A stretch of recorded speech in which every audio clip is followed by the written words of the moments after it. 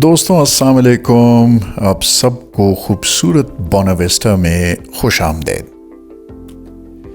बोनाविस्टा new Finland के mid north का एक छोटा सा गांव है जो ना सिर्फ बेहद खूबसूरत है बल्कि बहुत ही हिस्टोरिक भी है।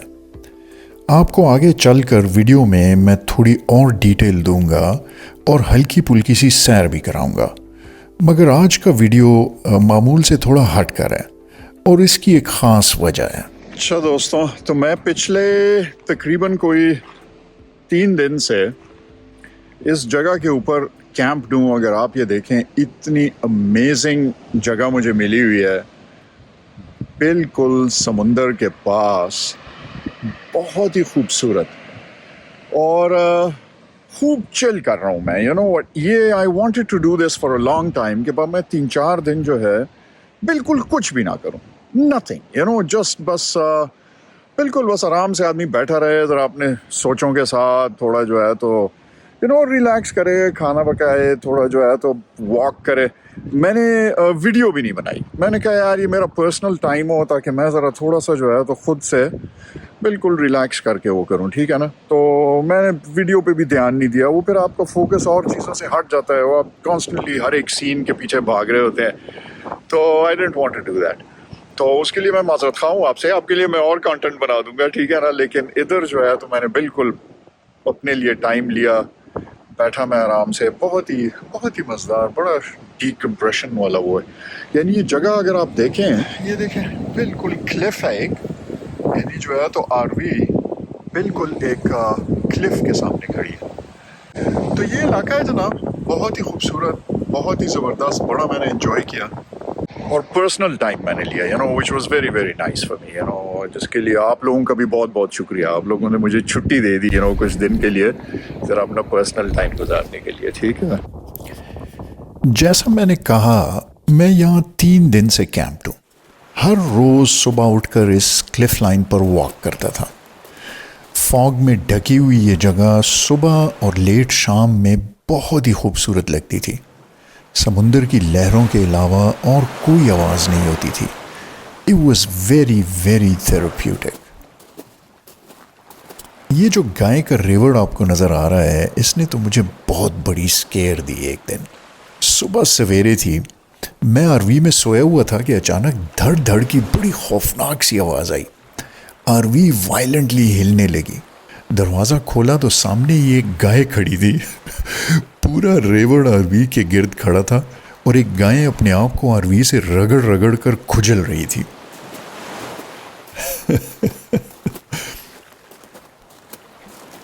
बहरहाल अपनी एक वॉक पर मैं यहाँ करीब ही एक नेशनल पार्क में गया। ये डंजन प्रोविंशियल पार्क कहलाता है। इसका हाईलाइट ये रॉक फॉर्मेशन है जो पानी से बना एक खार था, जिसकी छत इवेंचुअली गिर गई। अगले कई 100 साल में ये कट कर एक पिलर सा रह जाएगा।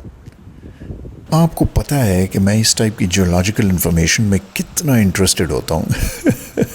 अपने साथ आपको भी बोर करता हूँ। आई होप आप लोगों को ये चीज़ इंटरेस्टिंग लगती हो जितनी मुझे लगती है। और दिन मैं कोई 4-5 मील दूर एक लाइट हाउस को देखने गया।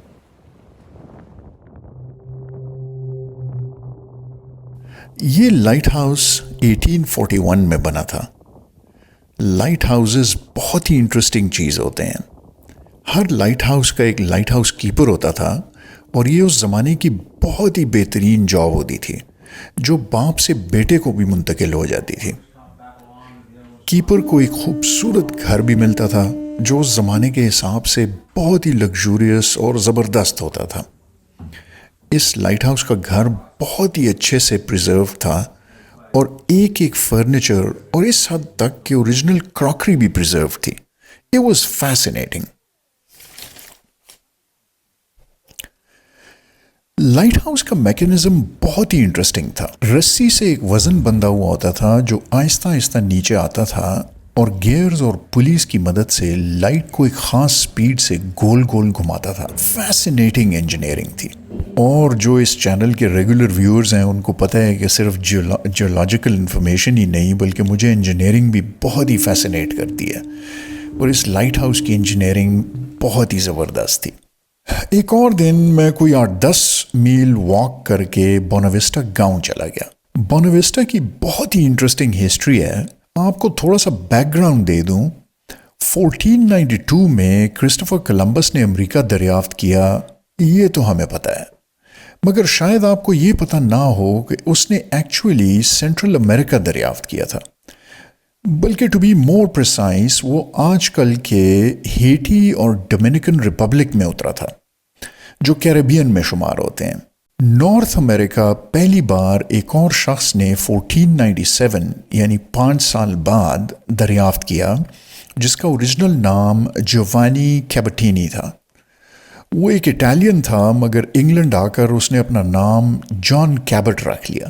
1497 میں وہ ایک چھوٹی سی کشتی میں 13 لوگوں کے ساتھ جاپان کو ڈھونڈنے نکلا اور نیو فن لینڈ میں اس ایگزیکٹ جگہ پر جہاں پہ میں کیمپ تھا اترا، اور اس طرح پہلا یورپین قرار پایا جس نے نارتھ امریکہ کو ڈسکور کیا۔ جان کیبٹ جس کشتی میں آیا اس کا نام میتھیو تھا۔ 1997 میں اس کی اس ہسٹورک ایکسپیڈیشن کی یاد میں انگلینڈ کے شہر برسٹل سے، جہاں سے اس نے اپنی وائج شروع کی تھی، لوگوں نے اس کی کشتی کا ایگزیکٹ ریپلیکا بنایا اور اس میں وہی ہسٹورک وائج کی۔ 1997 میں جب وہ کشتی اس چھوٹے سے 400 پاپولیشن کے بوناوسٹا ولیج میں آئی تو 40,000 لوگوں نے اس کا استقبال کیا، جس میں کوئین الزبتھ بھی شامل تھیں، جو خاص انگلینڈ سے اس موقع کو وٹنس کرنے کے لیے آئی تھیں۔ بوناوسٹا کی ہسٹری میں یہ چیز سب سے زیادہ سیلیبریٹڈ ہے کہ انہوں نے کوئین الزبتھ کو ہوسٹ کیا ہوا ہے۔ اس موقع کی یاد میں ایک میوزیم بنا ہوا ہے جس میں وہ شپ جو 1997 میں پورا اٹلانٹک کراس کر کے آئی تھی وہ کھڑی ہے۔ It's fascinating. 1400s کی اس ریپلیکا کشتی کو دیکھ کر بڑی حیرت ہوئی۔ کافی چھوٹی سی کشتی ہے، اس میں انہوں نے جان کیبٹ اور اس کی کرو کی ویکس ڈمیز بھی بنائی ہوئی تھیں۔ It was a wonderful experience۔ Museum کا بہت ہی مزہ آیا۔ میں نے یہاں پر انتہائی اچھا وقت گزارا، خوب ریسٹ کیا، کیونکہ مجھے ایکچولی اس ٹرپ پر 41 دن ہو چکے تھے۔ کافی تھک گیا تھا روزانہ کی فلمنگ اور ایکٹیویٹیز سے، اس لیے اس ریسٹ نے مجھے دوبارہ سے ری انرجائز کر دیا۔ بہرحال جیسے میں نے کہا، یہ ایپیسوڈ معمول سے ذرا ہٹ کر ہے۔ آئی ہوپ آپ بور نہیں ہوئے، اور اگر آپ کو یہ ایپیسوڈ پسند آیا ہو تو پلیز لائک کا بٹن دبا دیجیے گا۔ آپ کا 1 سیکنڈ بھی نہیں لگتا، مگر میری بڑی حوصلہ افزائی ہو جاتی ہے۔ چینل کو سبسکرائب بھی کر دیجیے گا۔ سیزن 3 میں انشاءاللہ پورا یورپ آپ کو دکھاؤں گا۔ اگر آپ نوٹیفیکیشنز آن کر دیں تو آپ کو اس ایکسائٹنگ ٹرپ کی انفارمیشن آتی رہے گی۔ میرے ساتھ ٹائم گزارنے کا بہت بہت شکریہ۔ اگلے ایپیسوڈ میں آپ سے ملاقات ہوگی۔ خدا حافظ۔